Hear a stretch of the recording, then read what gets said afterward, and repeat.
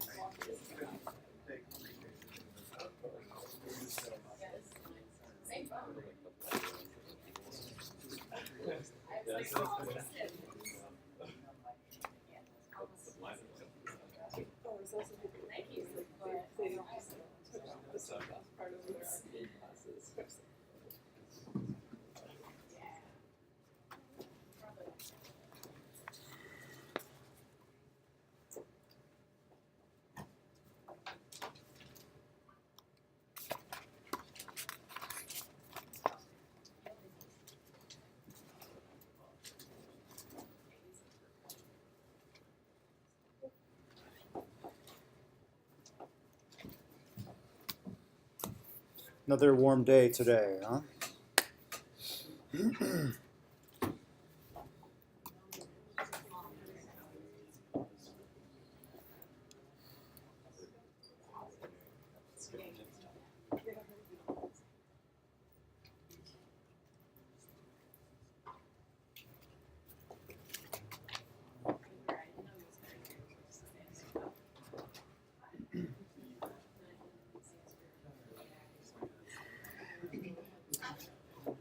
Okay, let's get started. How are things going with deliverable 2?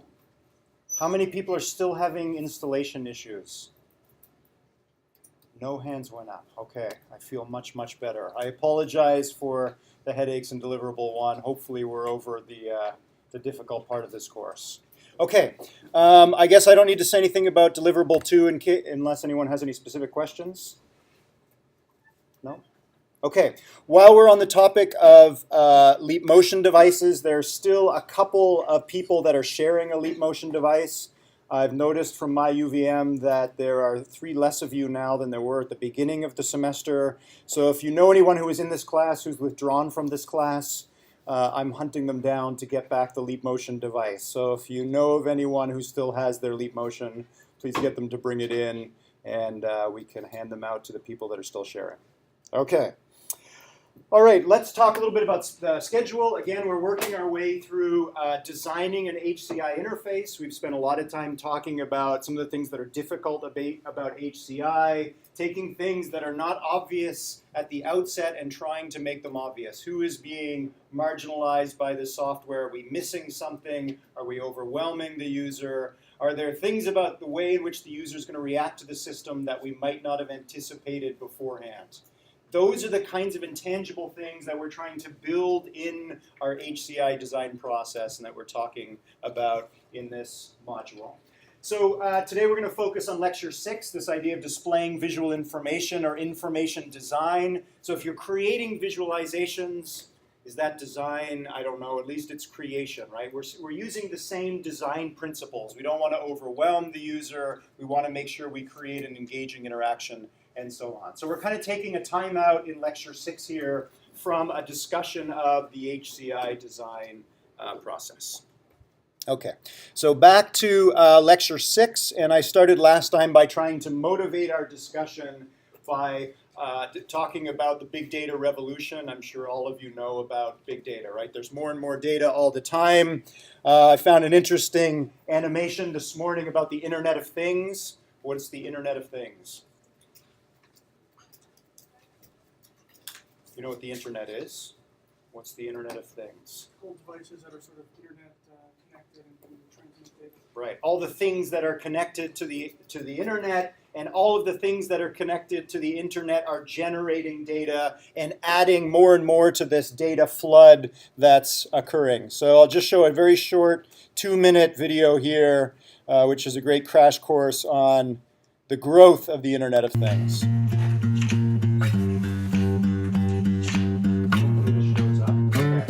Vertical axis is the tens of billions of devices that are connected to the Internet. The horizontal axis is time. So 2003 here, there were 1 billion devices connected to the Internet. 2009 was the official start of the Internet of Things. At that point, there was an estimate that there were more devices attached to the Internet than people on the planet. So before 2009, there were, and obviously for every person, there's also a computer that connects them to the Internet. But devices that are talking directly to the Internet without a user in between, right? So this thing is talking to the Internet right now without me having to mediate that interaction, right? So at this point, 2009, there were more devices talking on their own to the Internet and generating data than there were people interacting with the Internet.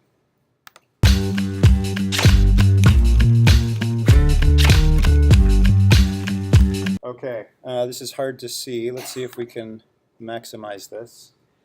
Just 3 years old, and the U.S. National Intelligence Council has recognized the Internet of Things on their list of 6 most disruptive technologies. So technologies that are going to disrupt pretty much the way we do everything. Why would a whole bunch of devices talking independently to the Internet be considered a disruptive technology? Who cares? Our phones are connected, so every time there's urgent news or something, your phone buzzes. Okay, so we might be literally disrupted, right? You're getting some information, but the disruption here is about disruption to society, or it's completely disrupting the way that we do things, right? Before the Internet, if you wanted to figure out a fact, you went to the library and looked it up in Encyclopedia Britannica. Now, if you want to know a fact, you do what? You Google it, right? It's kind of disrupted the way that we go about finding information. Google and search in general was a disruptive technology. Why is the Internet of Things a disruptive technology?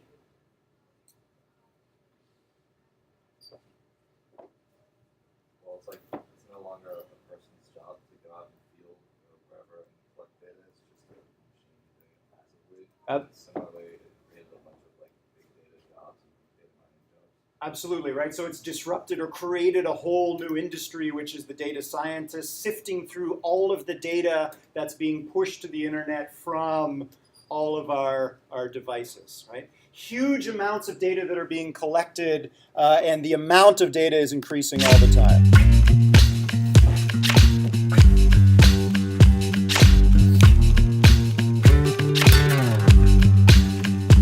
Okay.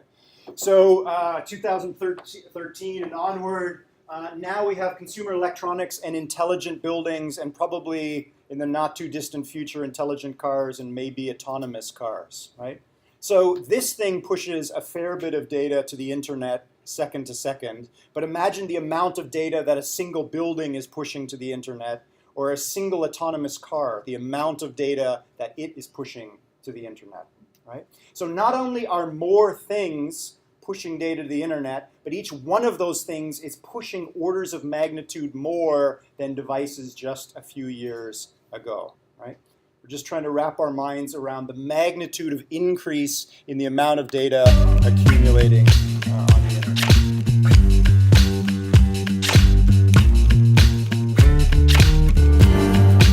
So last year, twice as many things connected to the internet as people connected to the internet.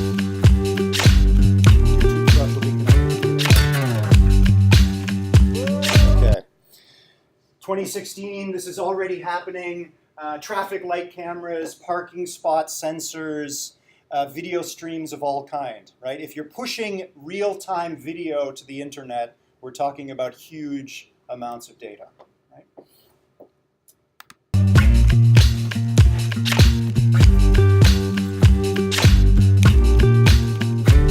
These are all extrapolations now from the current rate of change in the amount of data being pushed to the internet.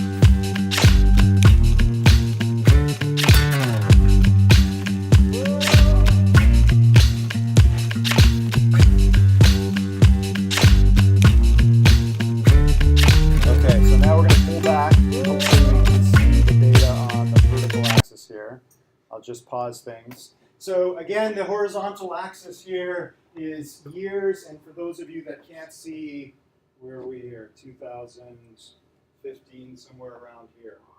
What is this curve? What's the shape of this curve? It's exponential, right? So the amount of data that we're pushing to the internet, they were pushing more every year, and that difference, how much more we're pushing itself, is increasing year to year, right? When this curve is going to start to level out is anyone's guess, right? There is more data being accumulated now at a faster rate than anyone can make any sense of it, right? Imagine we do have driverless cars that are out there and are supplying video and lots of other data in real time from streets and highways all the time, and they're tagging all the data, the metadata. They're tagging the data with metadata, which is where the observation was taken and at what time. Right? So we're losing the battle in being able to try and extract information or pattern from the increasing amount of raw data that's out there. Right? Somebody mentioned the creation of data science jobs and visualization jobs. So one of the really cool jobs that's on offer in the field of HCI is, again, being able to understand the human visual system, how much data we can take in at any given time, in what way we prefer to take in information, take all of this data and find ways to compress it in such a way that when you present it to the users, they can say, oh, I didn't know about that. Here's a pattern in the data that was hard to see if we were just looking at the raw data or applying standard statistics or what have you. Right? When visualization is done right, it allows you to see a pattern that's hard to see in the raw data itself. That's the challenge when we're talking about visual design in HCI. Okay. So I think this is where we left off last time. We were talking about Edward Tufte, one of the founding fathers in this idea that visualization is not just kind of a nice add-on to statistics. Visualization is incredibly important. And long ago, he anticipated the data flood, the data deluge, and said, what do we do? How are we going to find pattern in all of this information? Okay. So we can simplify, but again, if we simplify, we lose things. We can systematize all of the data, but we have a lot of data coming from lots of different sources. That data is going to have different form, and it's going to be hard to shoehorn the data into exactly the same format. So again, we're going to lose things if we systematize things. But on the other hand, we can't just show all of the data. We'll obviously overwhelm our human users, right? So how do we strike a balance by maximizing this data to ink ratio, right? Show as much information as you can with as few colored pixels as possible, right? Don't overwhelm the user. We've already seen a few attempts to try and do that. One of them is through a visual metaphor, right? I don't have to add additional colored pixels with the words larger circles represent larger populations. It should just be obvious from the way the data is presented that there's a metaphor there, and you figured it out even without having to really think about it. You just know that larger circles represent larger countries, and away you go. Right? It simplifies things, makes things easier for the user to interpret the visualization that you're presenting. But you have to be careful with visual metaphors because not everyone is going to get the metaphor. Right? We've already seen a few examples of that. Is the metaphor that you think is so blindingly obvious going to be obvious to your users? Okay, so what we're going to do now is I'm going to show you the first TED Talk by Hans Rosling. He's given a few TED Talks since then. He's the creator of Gapminder, and hopefully the video shows up better than my visualizations of Gapminder.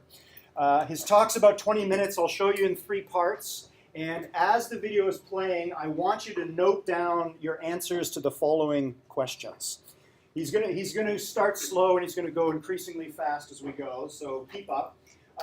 What conceptual objects are introduced, right? Why did Hans Rosling create this Gapminder project?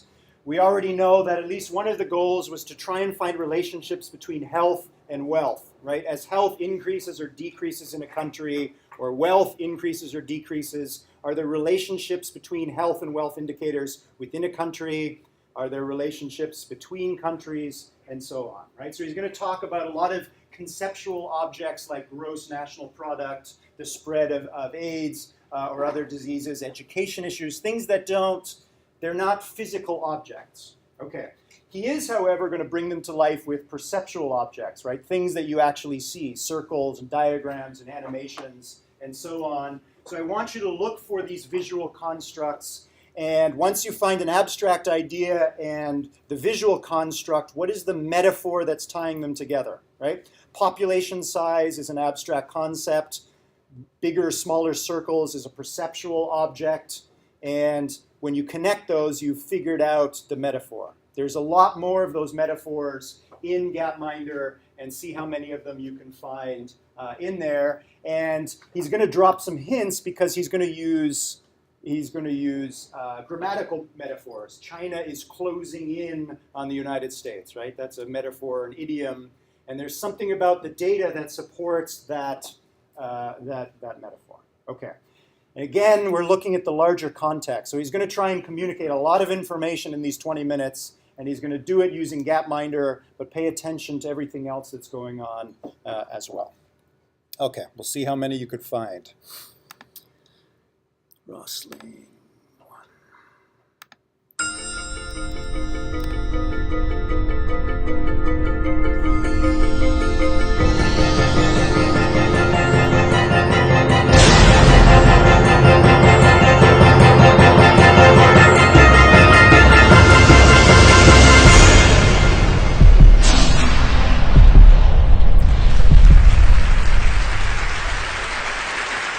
About 10 years ago, I took on the task to teach global development to Swedish undergraduate students.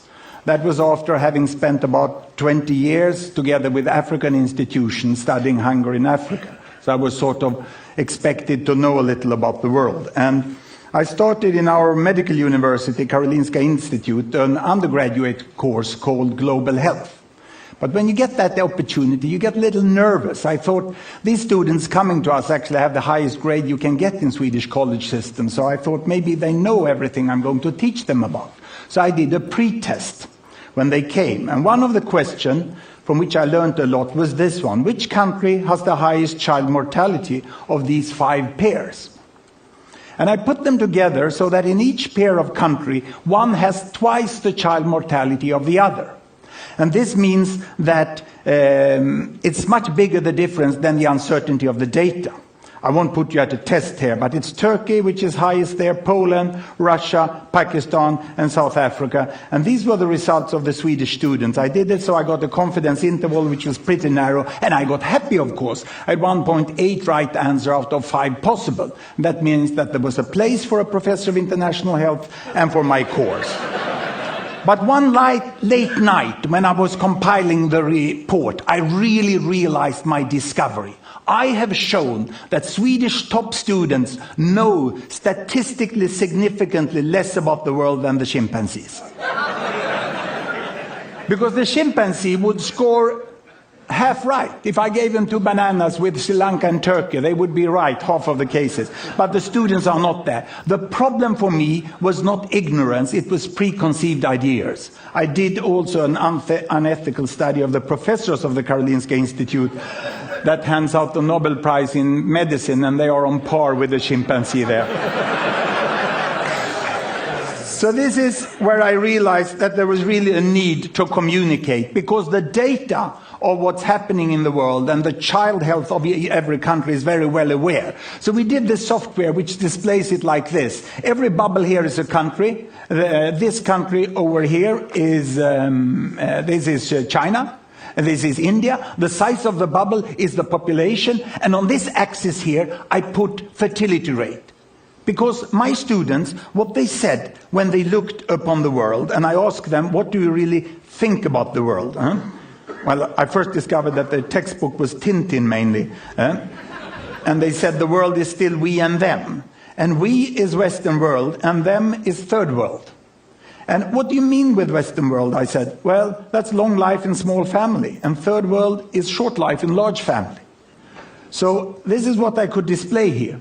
I put fertility rate here, number of children per woman, 1, 2, 3, 4, up to about 8 children per woman. We have very good data since 1960 about, on the size of families in all countries. The error margin is narrow. Here I put life expectancy at birth, from 30 years in some countries up to about 70 years. And 1962, there was really a group of countries here that was industrialized countries, and they had small families and long lives. And these were the developing countries. They had large families and they had relatively short lives. Now what has happened since 1962? We want to see the change. Are the students right? It's still 2 types of countries? Or have these developing countries got smaller families and they live here? Or have they got longer lives and live up there? Let's see. We stop the world. And this is all UN statistic that has been available. Here we go. Can you see there? It's China. They're moving against better health. They're improving there. All the green Latin American countries, they are moving towards smaller families. The yellow ones here are the Arabic countries, and they get larger families, but longer lives, but not larger families. The Africans are the green down here. They still remain here.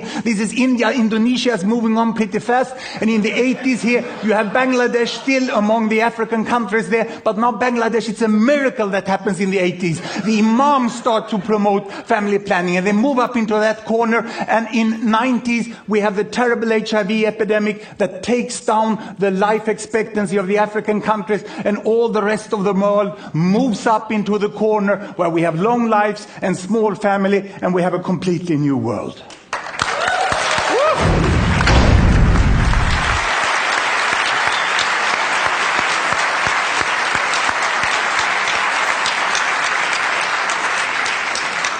Let me make a comparison directly between United States of America and Vietnam. 1964. America had small families and long life. Vietnam had large families and short lives. And this is what happens. The data during the war indicate that even with all the death, there was an improvement of life expectancy. By the end of the year, the family planning started in Vietnam, and they went for smaller families. And the United States up there is getting for longer life, keeping family size. And in the 80s now, they give up communist planning and they go for market economy, and it moves faster even than social life. And today we have in Vietnam the same life expectancy and the same family size here in Vietnam 2003 as in United States 1974 by the end of the war. I think we all, if we don't look in the data, we underestimate the tremendous change in Asia, which was in social change before we saw the economical change. So let's move over to another way here in which we could display the distribution in the world of the income. This is the world distribution of income of people. $1, $10, or $100 per day. There's no gap between rich and poor any longer. This is a myth. There's a little hump here. But there are people all the way. And if we look where the income ends up, the income, this is 100% of world's annual income. And the richest 20%, they take out of that about 74%. And the poorest 20%, they take about 2%. And this shows that the concept developing countries is extremely doubtful. We sort of think about aid, like these people here giving aid to these people here. But in the middle, we have most of the world population. And they have now 24% of the income. We heard it in other forms. And who are these? Okay, that's part one. We heard it in other forms. And who are these? Where are the different countries? I can show you Africa. This is Africa. 10% of the world population, most in poverty. This is OECD, the rich country, the country club of the UN. And they are over here on this side, and quite an overlap between Africa and OECD.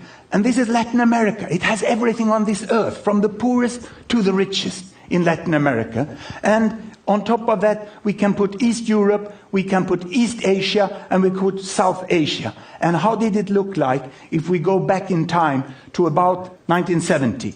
Then there was more of a hump. And we have most who lived in absolute poverty were Asians.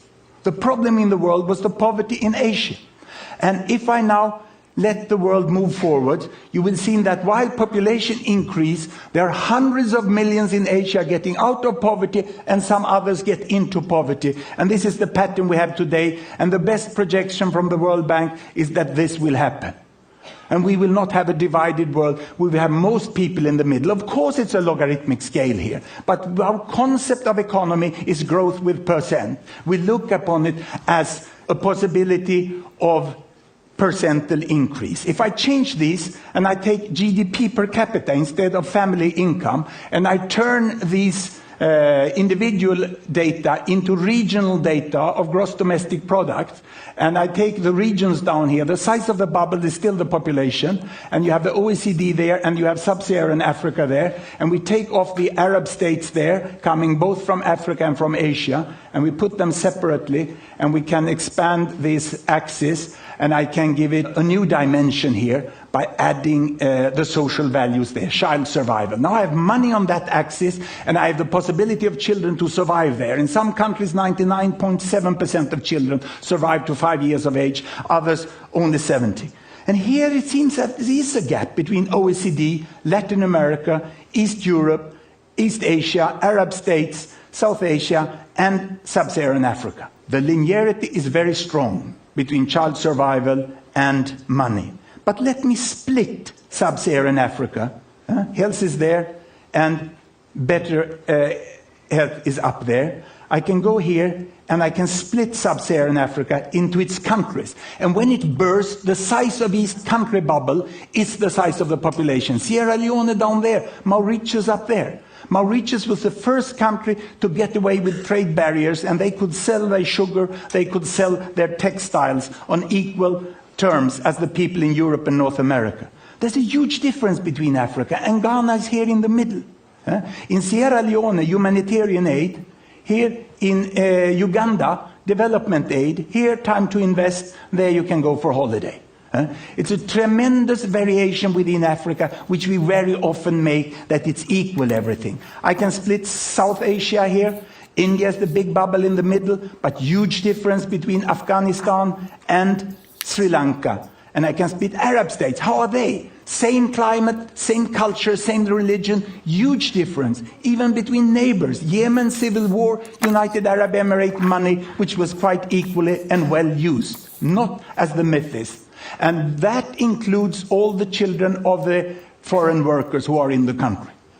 Data is often better than you think. Many people say that data is bad. There is an uncertainty margin. But we can see the difference here, Cambodia, Singapore. The differences are much bigger than the weakness of the data. East Europe, Soviet economy for a long time, but they come out after 10 years very, very differently. And there is Latin America. Today we don't have to go to Cuba to find a healthy country in Latin America. Chile will have a lower child mortality than Cuba within some few years from now. And here we have high-income countries in OECD, and we get the whole pattern here of the world, which is more or less like this. And if we look at it, how it looks the world, in 1960, It starts to move, 1960. This is Mao Zedong. He brought health to China. And then he died, and then Deng Xiaoping came and brought money to China and brought them into the mainstream again.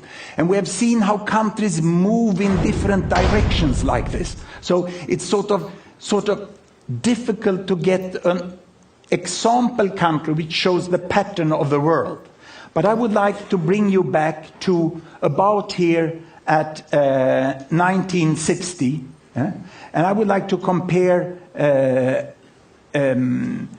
South Korea, which is this one, with Brazil, which is this one.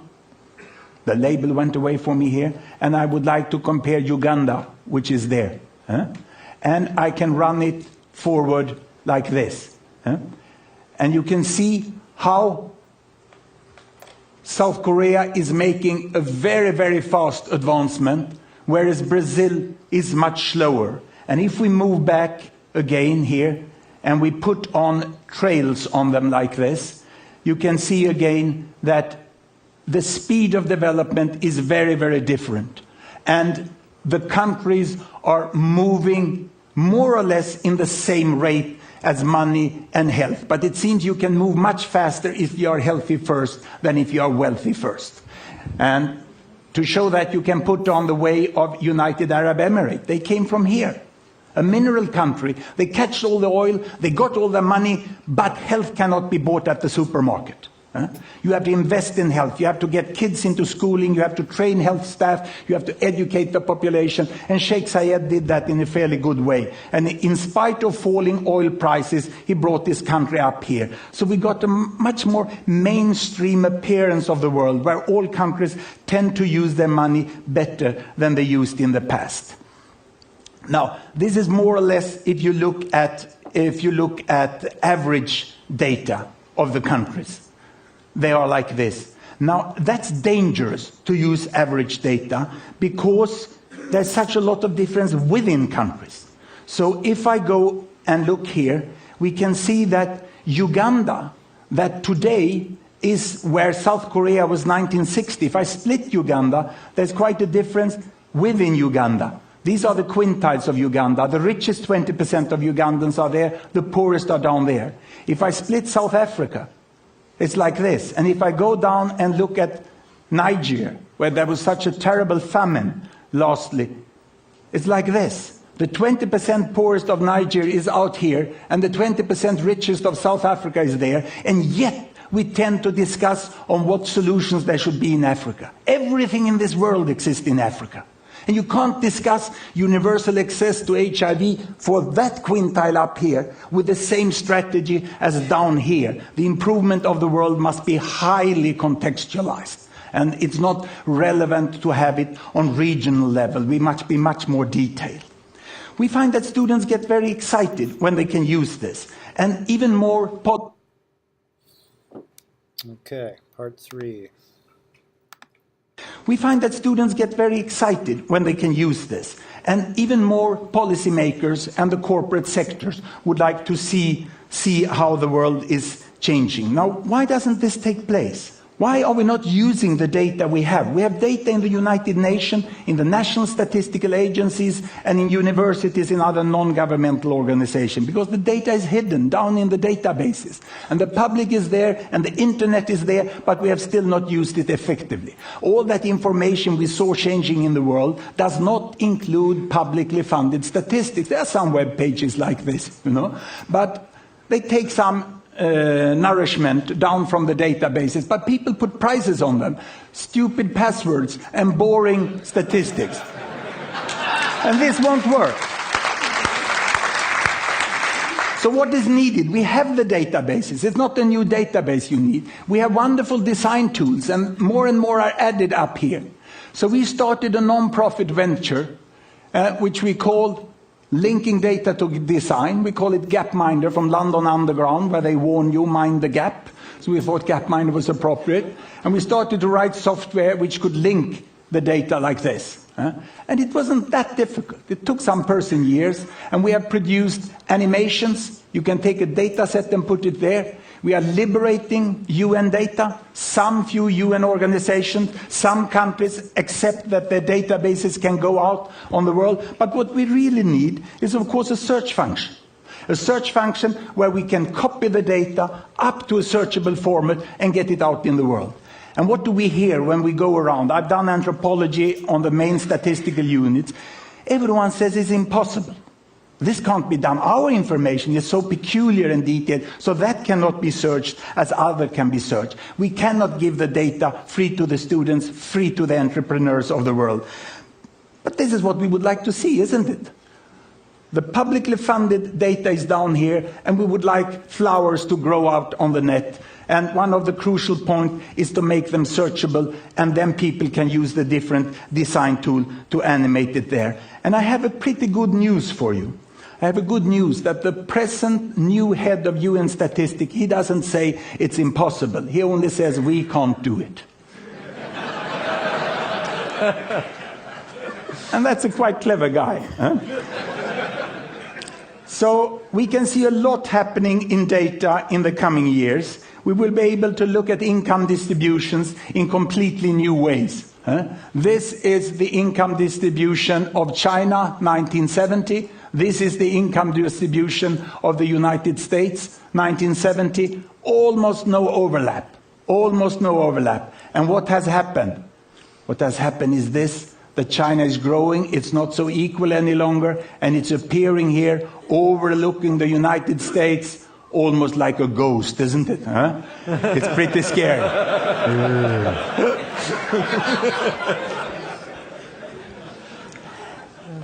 But I think it's very important to have all this information. We need really to see it. And instead of looking at this, I would like to end up by showing the internet users per 1,000.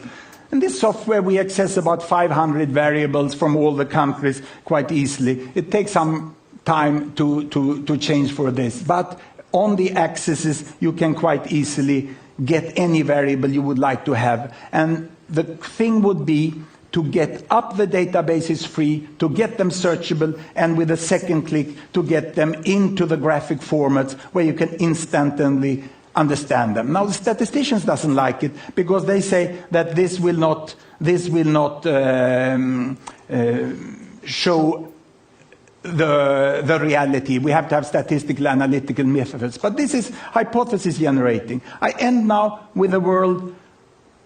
There the internet are coming, the number of internet users are going up like this. This is the GDP per capita, and it's a new technology coming in, but amazingly how well it fits to the economy of the countries. That's why the $100 computer will be so important. But it's a nice tendency. It is as if the world is flattening off, isn't it? These countries are lifting more than the economy. And it will be very interesting to follow this over the year, as I would like you to be able to do with all the publicly funded data. Thank you very much.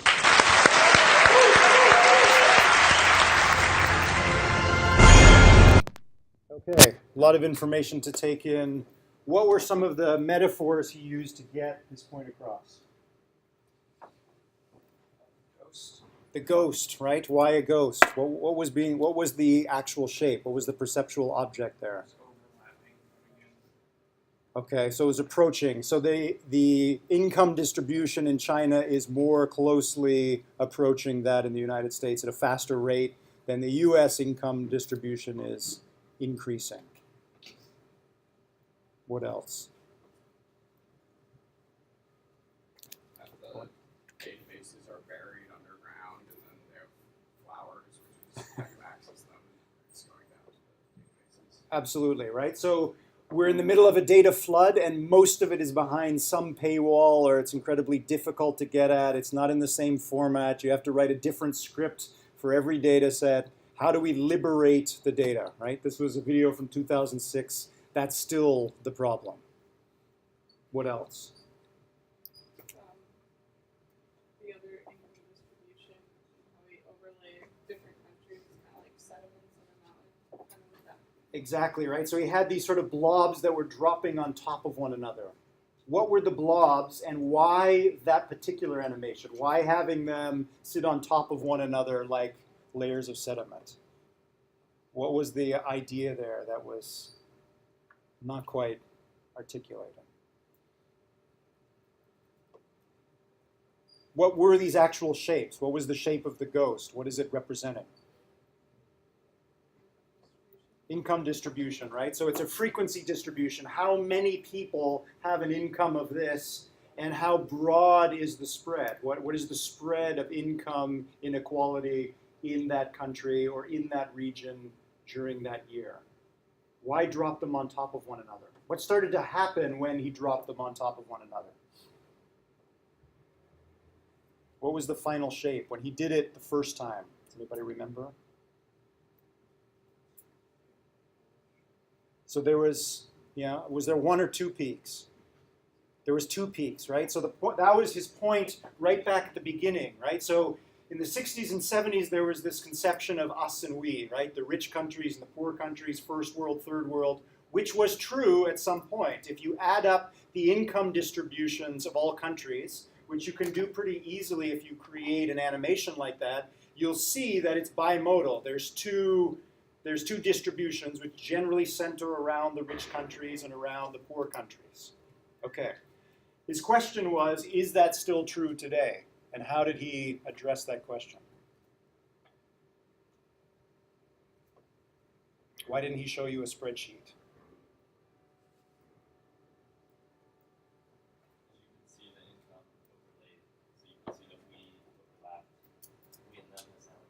Absolutely, right? So when he ran it forward, those two peaks kind of converged, and there was maybe a peak, but at least it was less than there was before, right? So there's a more smooth distribution in incomes across all regions of the world, right? There isn't really, there's less of an us and them than there was in the 60s or 70s or wherever he changed, right?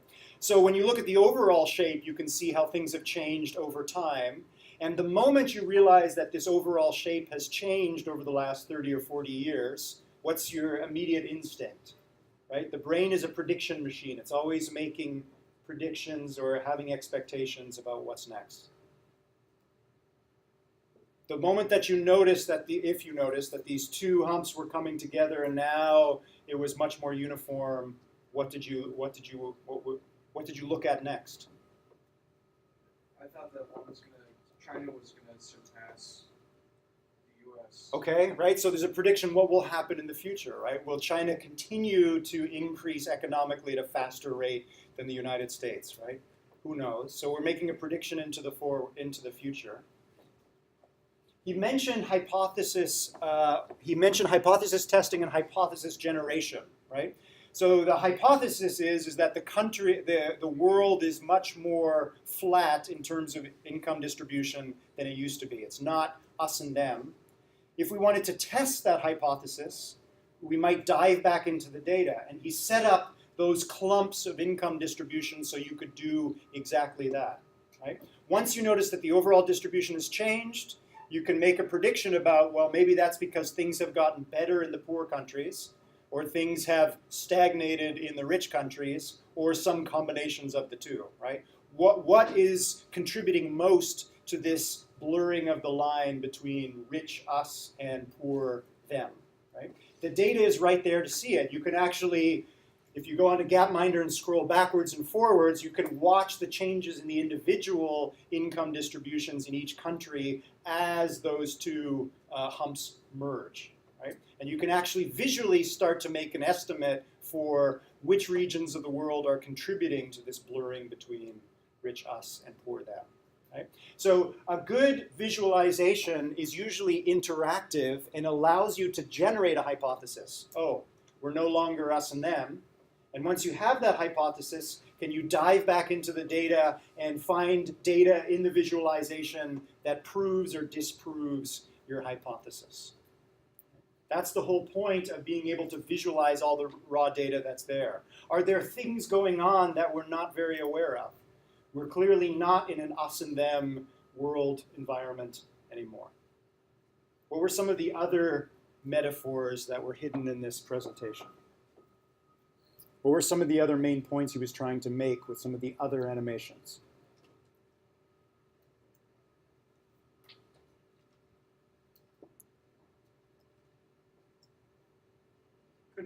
as poor, or you would have thought as poor 60 years ago, have like the whole spectrum of very wealthy people to middle class people to very poor people. Absolutely, right? So take a particular region like sub-Saharan Africa, that's down here and to the left, right? Things aren't going very well.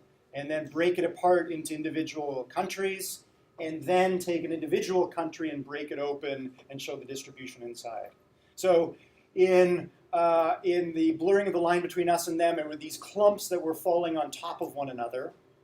In this story, it was circles that were being exploded into smaller circles. Why? What's the metaphor there? Why did he pick that particular way of animating that data set or supporting that point? I guess it's like from the average to, I don't know, just the distance that it goes. Right. Makes sense. Yeah. Was it surprising to some of you when the mean, which was represented by the circle, was burst, and then suddenly you saw that it was? What's the metaphor here?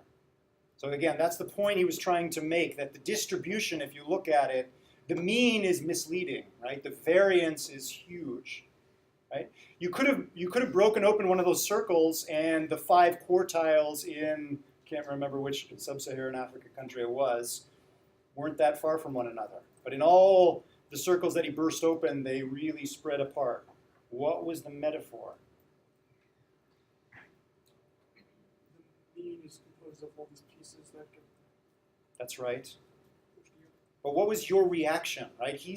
That animation was designed with you in mind, right? You as the viewer who's never seen this dynamic before, by looking at the mean of income distribution and then seeing the variance.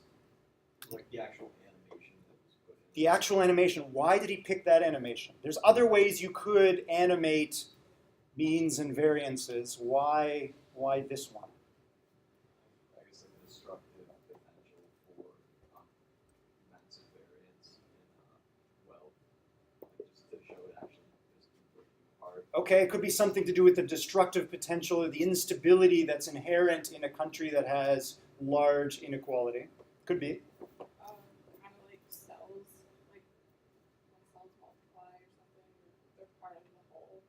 Or we see like Africa is one entity, Okay, whereas it's made up of cells. okay. Could be. Maybe it's something to do with cells and aggregation. Yes? Also play off of what that was said in the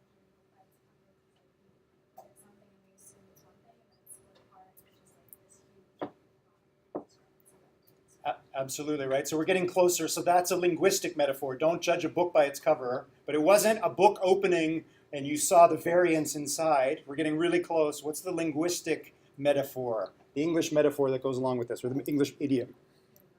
Anybody? We're getting close. Don't judge a book by its cover. Yeah, sorry to burst your bubble, right? You had this preconception about what things are, right? Poor Africa, it's over here. And if you look a little bit further inside, if you open the book and see what's inside, it's a completely different story, right? So of course we need to simplify the data. We need to report means and averages. We can't give you all the raw data. But the message there was be careful, right? If you do that, you have preconceptions, you have certain ideas. How are we going to deal with Africa? Generally speaking, it's poor and unhealthy, right? But if you look deeper inside, if you burst the bubble of your preconception, you see that there's this huge spread, and you're going to have to come up with different policies to deal with the very diverse populations in different parts of the world.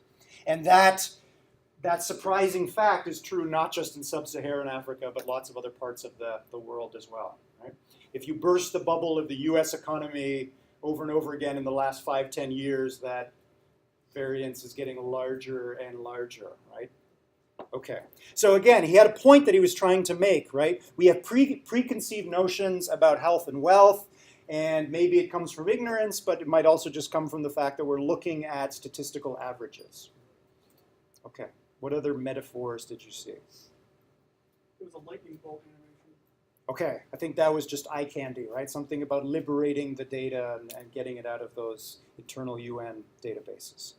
Okay, so this is a great game to play to sharpen your ability as an HCI designer, right?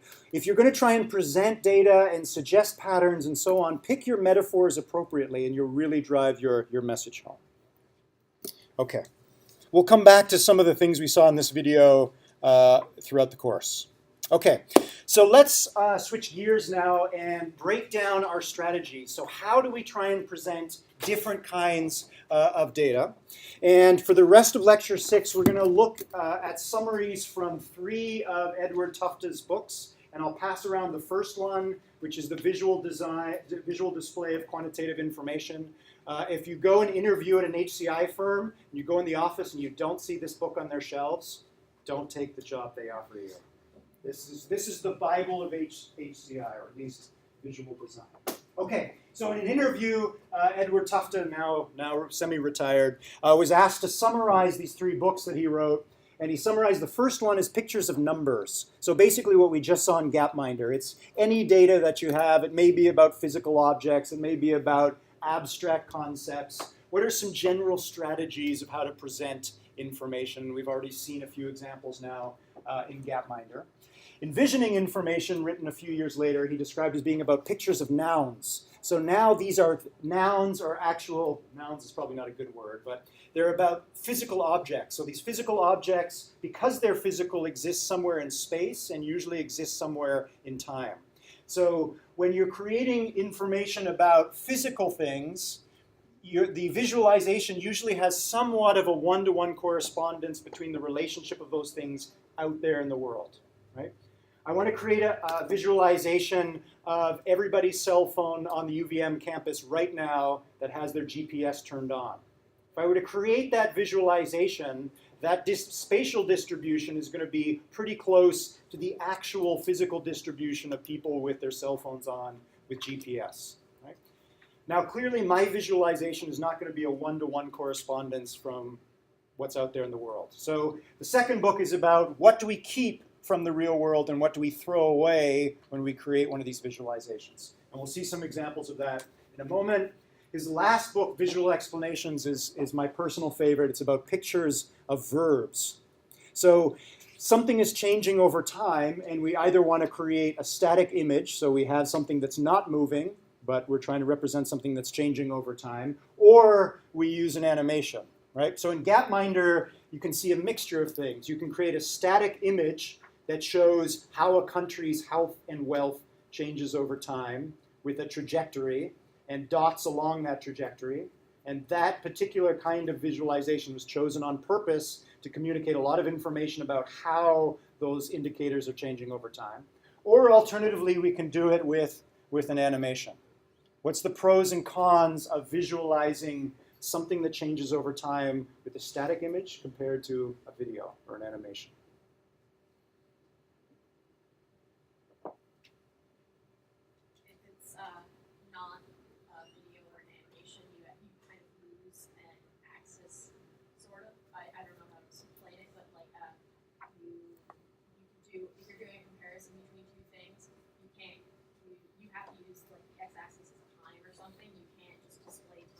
Exactly. So if we're showing a video, we're using the fact that there are multiple frames as our time axis. If we flatten everything into a static image, we lose the ability to show time along that other axis. So we have to put time back in somehow to a static image, right? And there's good ways to do that and not such good ways to do that. Okay, so if we're losing something when we go to a static image, why don't we just show all data that changes over time as an animation?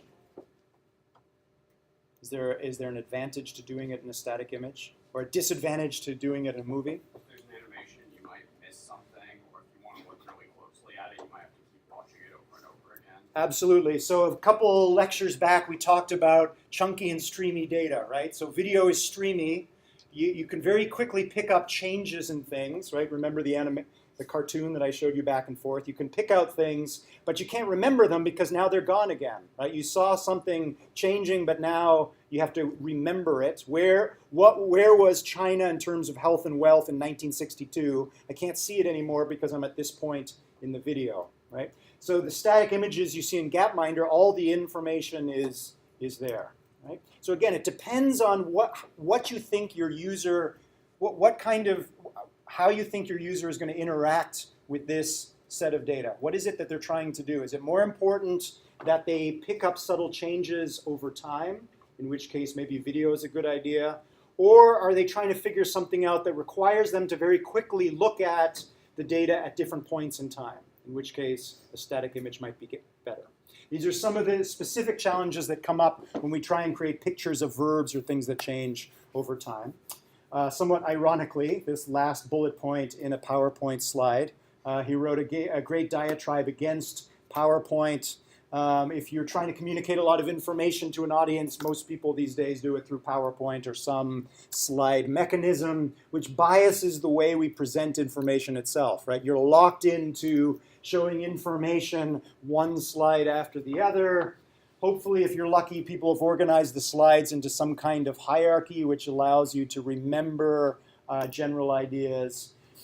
At least if you have a handout, you can flip back and forth, right? And that's why you have the handout of the PowerPoint slides. If you didn't have access to it, you'd be forced to march through these slides with me as we go. Okay.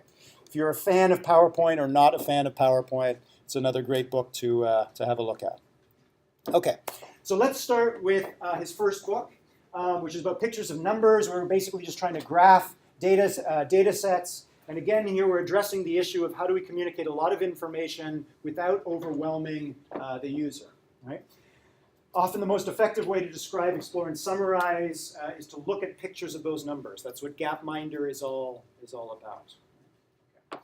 At their best, graphics are instruments for reasoning about quantitative information, right? So at the end of the Gapminder video, Rosling contrasted statistics and Gapminder. What was the distinction there? What was the beef that statisticians tend to have with visualizations? Not accurate. It's not accurate, right? You're seeing general trends. There's no p-values or there's no confidence associated with the data that you're seeing, so how do you know what you're seeing is real? What was Rosling's defense of Gapminders against these hostile statisticians? Shouldn't need a statistics degree to understand a graph. Exactly, right? So the moment that you see that all of these circles more or less lie on this diagonal line, even if you're not an expert in statistics, what does that suggest? That data seems pretty overwhelming without a complex statistical test. What does it tell you about health and wealth in most countries around the world? They're increasing in their relationship. Okay, that's a little more specific. If we just line them up on this diagonal line, or they fall on this diagonal line. It's just a significant correlation between GDP And whatever the other health indicator is, right? You can actually click and put in different health and wealth indicators on Gapminder, and usually, more or less, they all line up on a line, right? Generally speaking, and again, we have to be careful about summary statements, but at a very high level, health is correlated with wealth. The moment you graph it, there it is, right? Now, why health is correlated with wealth, you might dive down into the data and do a little bit more rigorous statistical testing to see if you can get at the cause of that correlation, right? But at least that's a place to start. It's a hypothesis generator. My hypothesis is that health and wealth are correlated in most countries in the world. My hypothesis is that they're correlated because ...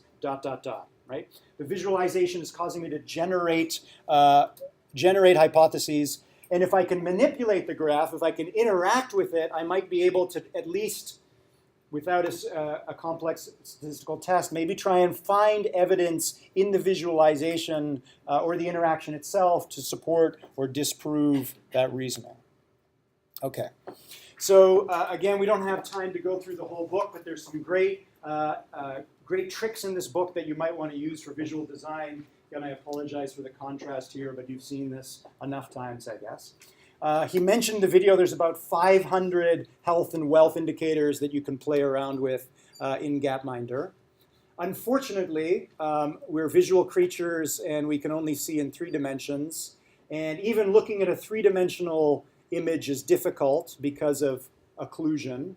So typically we flatten things to a 2-dimensional image. So at most we can kind of look at the relationship between 2 of the 500 indicators at once and visually inspect to see that there, in this case, there is some correlation between GNP and life expectancy. Could we try and graph in 2 dimensions more? Can we look for relationships between GNP and life expectancy and population?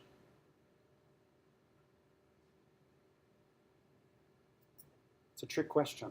There actually, population is shown here. Is there a relationship between GNP, life expectancy, and population?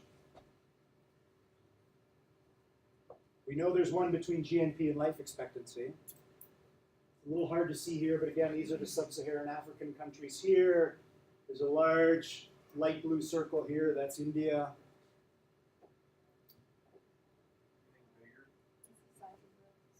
The size of the circle is population, right? So there is information here.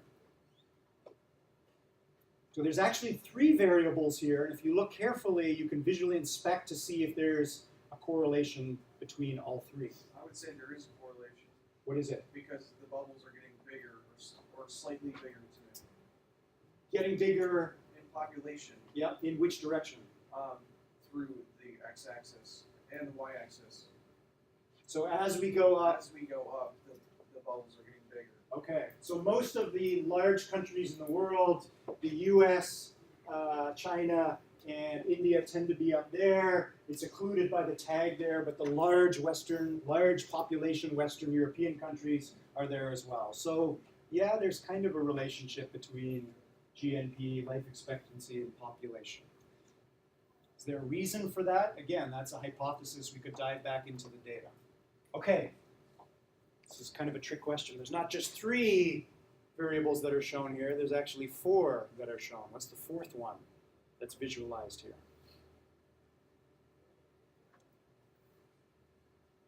We have the x and y coordinate of each circle, which represents the 2 x and y axes. We have the size representing the 3rd variable. Region, which is represented by the color, right? Is there a correlation between health and wealth and population and where you happen to have been born in the world? Absolutely. What is it? Right.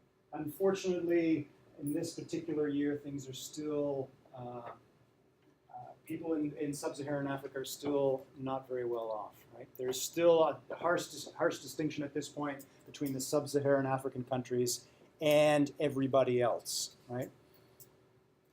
Okay. What if we wanted to do more? There's only 4 here. Could we do more? Without overwhelming our users, without going to 3 dimensions or creating an animation. Do you have an idea? I don't know what it would represent, but the shape of the data points could be altered. Okay. Yeah, absolutely. We could take some other indicator and change the shapes. Now, if we had different colored circles and triangles and rectangles, would we still be able to mentally find a relationship between these things? I don't know. It's getting tricky anyways. One trick that seems to work pretty well is an idea that Tufte introduces in this book called the rug plot. And again, this is hard to see here. You take two-dimensional plots, so you plot one indicator against another one, and then create another plot where one of the axes is replicated. So we're sort of breaking this golden rule about visual design, which is we're wasting some colored ink.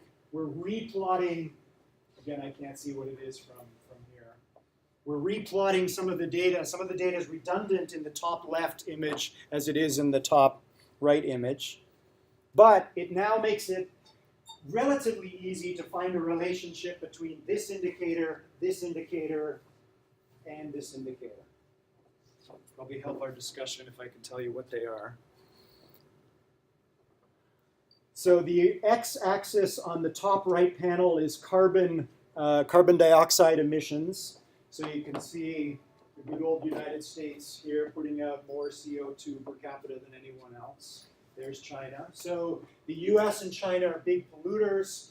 And the vertical axis on the top right one is, I think, child mortality. Can anybody see on their copy of the slides? Okay. So the horizontal axis CO2, vertical axis is child mortality. What's the horizontal axis on the top left? Can anyone see there on their copy of the slides? Income per capita is this one here. Okay. So again, we're going to add a third plot here, which is now income per capita. What's on this axis? Life expectancy. Okay. So we've got, let's forget about size and color of the circles. We've got 1, 2, 3, 4 health and wealth indicators, and we're looking for relationships between them. Let's do the US, the yellow circle here. How does the US compare on average to the other countries on these 4 indicators? So the yellow circle is far to the right in the top right panel, so we pollute more than everyone else, at least in this year.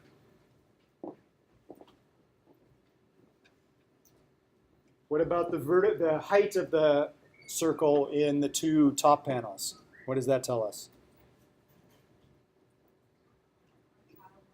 Low child mortality, and then we drop down to the lower left panel and we see that the height of the yellow circle in that plot is high, which tells us that high life expectancy. Okay, so you can do the same thing for some of these dots, and again, it's not that easy to do, but you can see how individual countries are doing relative to the other countries on all 4 of these indicators relatively well. You can keep adding panels to this rug and things get pretty difficult pretty quickly, but it gives you a bit of an idea.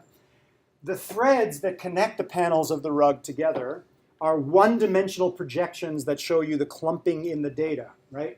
So again, we can see that in this particular year, it was still a little bit of rich us and poor them, right? So there was low child mortality in the country club of the UN, as Rosling called it, high child mortality among sub-Saharan African countries, and similar one-dimensional clumping along this indicator, right? So there is an us and them in terms of health, and also us and them in terms of wealth.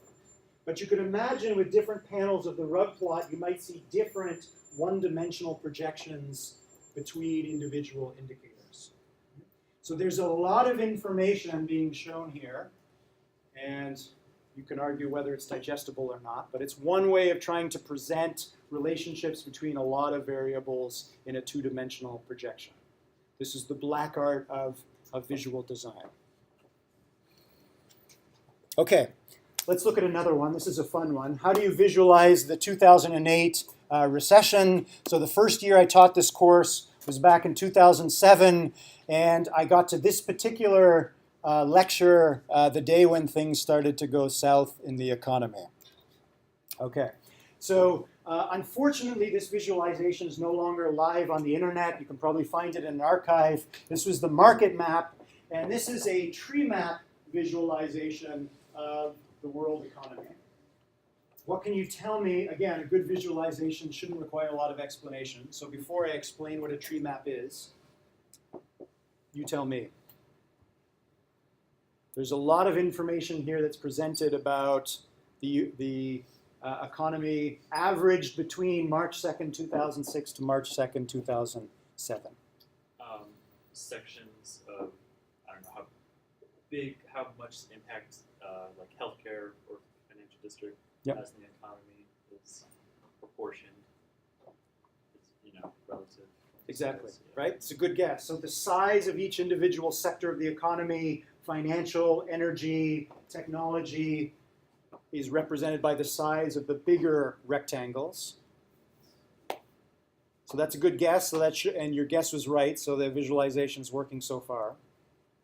What else is being shown here? Red is bad, green is good. Aha, right. So we talked about this before. The traffic light. Red is good. Green is good. Red is bad. Things were looking pretty good between March 2006 and March 2007. What else can you learn about the world economy at this point in time from this visualization? So we know what the large rectangles are. They're sectors of the economy. What do you think the smaller rectangles are that are packed inside each larger rectangle? Individual application. Absolutely, individual countries. Okay, anybody want to take a guess at what any of these rectangles are?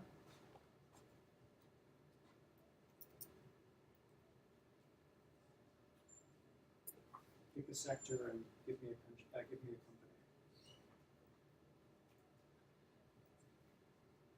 What do you think the size of the rectangle represents? GDP. So we're not talking about individuals now, right? We're talking about countries. Market share. Market share, right? How much does this company, what market share does this company have of the technology sector? Again, it's a good guess. It turns out to be right. It's pretty obvious from the visualization. No guesses? So this is 2006 to 2007. What was this one? The largest rectangle, maybe the largest rectangle in the technology sector. I think it's Apple or Microsoft, right? These two might be hard to see here. There's two different rectangles here. Okay. What can you tell me? Is there any pattern with between the sectors? Is any particular sector of the economy doing better or worse in this time span? Basic materials is very green. Basic materials is very green. Where is basic materials here? Far right. This one. Yeah. Okay. Sorry? The same thing with consumer staples. Yep. Consumer staples. Yep. Mostly green. The little N's on top of some of the blocks are recent news items about those particular companies. Okay. So that was March 2nd, 2007. Which was the day I was making these slides, and on that day, that particular day, this was the average change in market share or profitability of the company on that day. This is when things started to turn red across the board and stayed red for a couple of years. Okay, we've talked about this before. Good visualization immediately springs pattern on you. What's the pattern here? What's the immediate thing that your brain goes to when you see this visualization?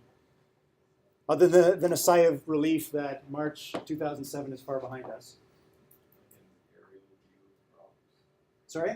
Like an aerial view of crops. Oh. I guess, or, Okay, that's what it suggests to you, an aerial view of crops. Okay. I mean, it's just what it looks like. Yeah, okay. Crops where all the plants have died. Yeah, that might be a good metaphor. I hadn't thought of that one. Yes? But somehow all of these sectors, though they seem different, are connected. Absolutely, right? So they're independent in our minds, right? They're conceptually different, but they're fundamental links between these sectors, which are not explicitly graphed here. What else immediately jumps to mind when you see this? There's a few special snowflakes who are doing really well. Exactly. Who the heck are these guys that managed to get off scot-free? And I won't offend anyone here by saying the names of those companies. You can go back and do your research and find out. You can probably guess what some of these green rectangles are. Okay, so let's dissect tree map visualizations for a moment. Again, we want to try and visualize or present to the user a lot of information about the global economy, which is a complex animal, and how it's changing over time. What is it about a tree map visualization that seems apropos for this particular data set?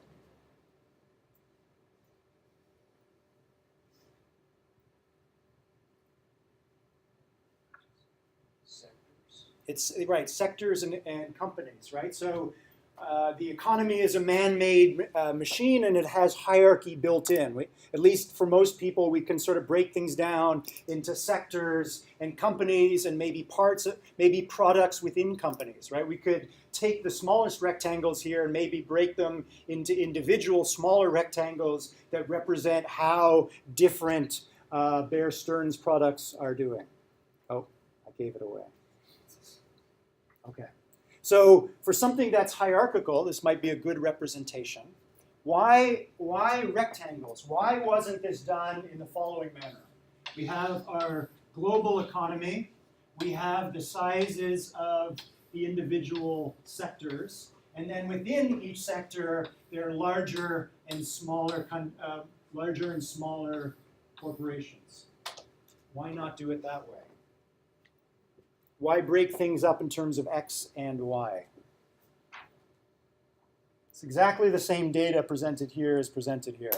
Rectangles within rectangles that are more or less green or red.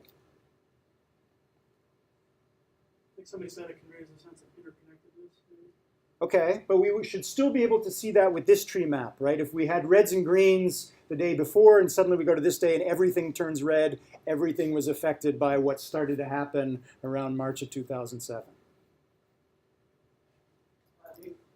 Once you start breaking it into very small lines, you can't see anything anymore. You can't see anything anymore, right? So is this rectangle smaller or larger than this rectangle, right? You would know in that example. What's that? Well, some of those you wouldn't be able to tell the difference in size in that example, but in that example, I can easily look at it and see the different sizes because they're using rectangles instead of Very tall and lines. narrow, right? Tall and narrow. So these are, sorry, maybe this is my drawing here. This is not meant to be lines, but these are just very tall and narrow rectangles, right? Which, are, if the company is small enough, it becomes a line. Right? We talked about this all the way back when we were talking about aesthetic design, right? There's something about the human visual system that we prefer proportion, and it's easier to take something like this and something like this and decide which of these two is larger. It would be much harder to do if we took this one and this one, right? So there's a little bit of a nod to the human visual system that most people are going to be looking to see. Were larger companies hurt more by the recession or smaller ones? Is there a pattern across sectors and so on? Okay. There's another great tree map visualization for the internet, which again is arranged hierarchically, right? Major websites, major sections within websites, different kinds of websites. A great way to visualize hierarchical information in a pretty straightforward way. Okay, I think we'll stop there and pick it up on Tuesday. You got a quiz tonight, and deliverable 2 is due at midnight on Monday. Have a good weekend.